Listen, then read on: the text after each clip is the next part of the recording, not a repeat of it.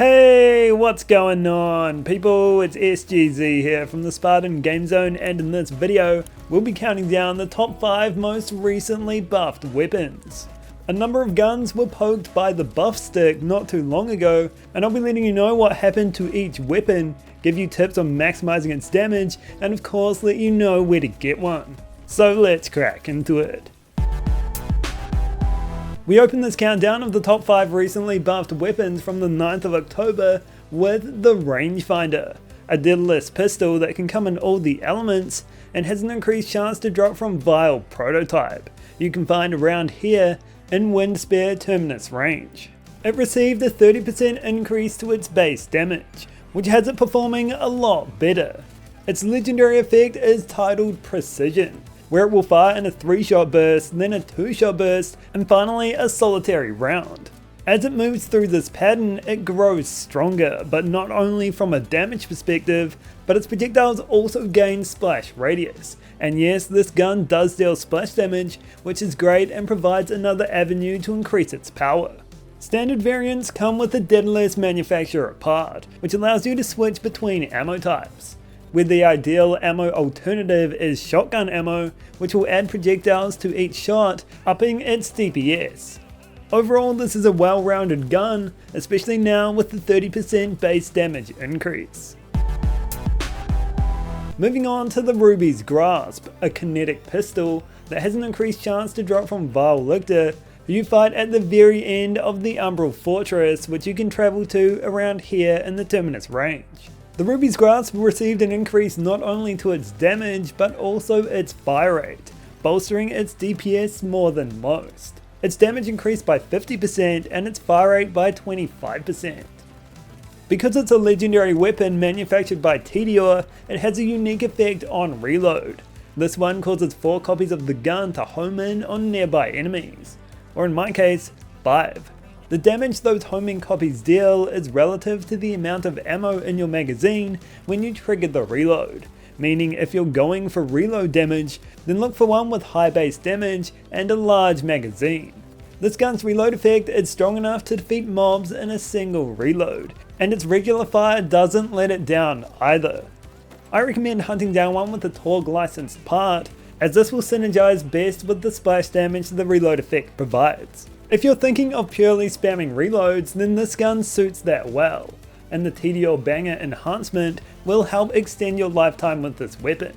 But even if you don't build around that, this gun deals plenty of damage.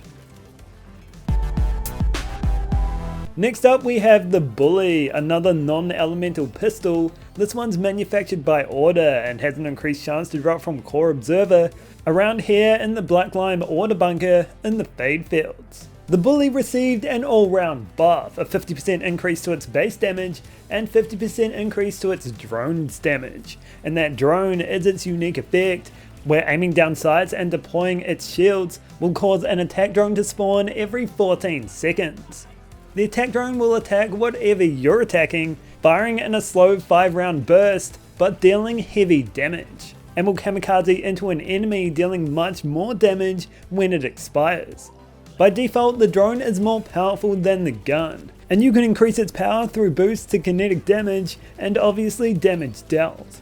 The Bully always comes with a Ripper part, meaning it must be charged before it full auto fires, and it fires at a nice rate, dealing good damage to boot. Because that Ripper licensed magazine overrides the Order manufacturer trait, it's a much more user-friendly Order weapon, and you can easily increase its damage by 30% simply by equipping an Order enhancement with the Power Shot modifier. Now it's time for the Queen's Rest, a Torg pistol that can come in all of the elements with an increased chance to drop from the Ripper Queen, who you fight at the very end of their fortress, accessed through this area of Carcadia Burn. The Queen's Rest didn't receive an increase to its base damage like a lot of weapons did this week. Instead, it got a 50% increase to its fire rate, and the chance to spawn secondary projectiles raised from 30 to 50%. It's a Torg weapon that doesn't suffer from slow projectile speed, and with that increase to its fire rate, dishes out damage faster than most.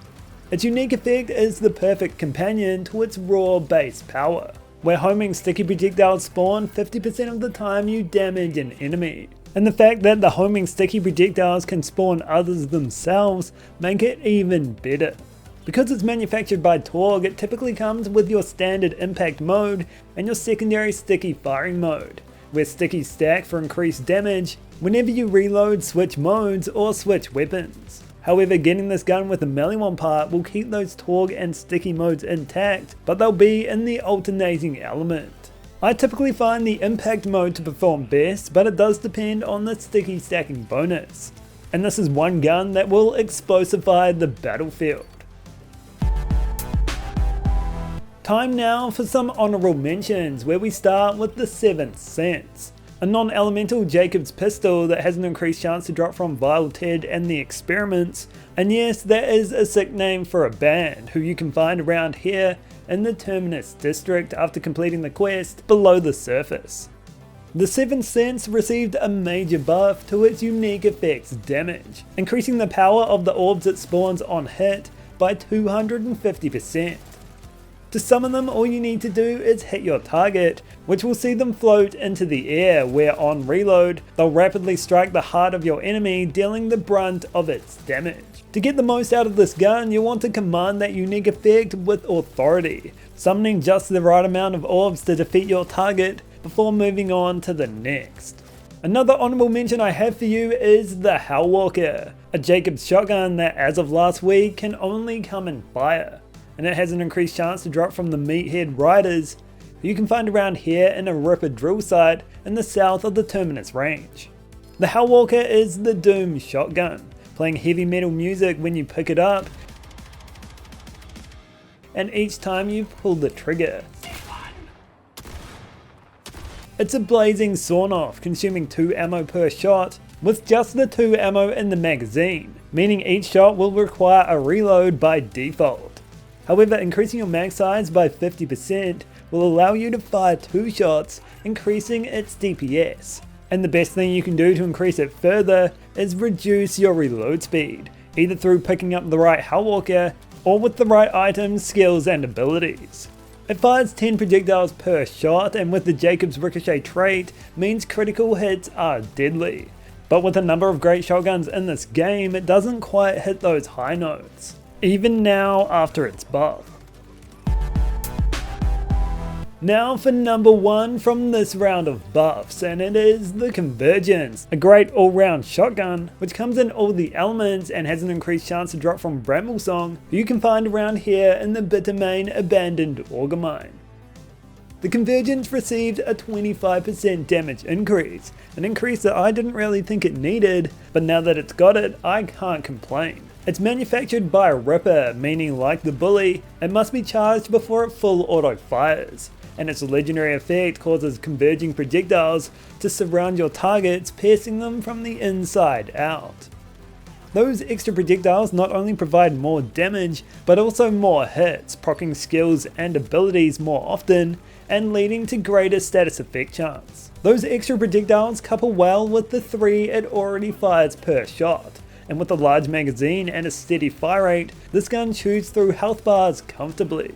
Like many of the other Ripper shotguns, it also deals splash damage, which is another avenue to increase its power. Add this all together and you get a gun that you can't really go wrong with.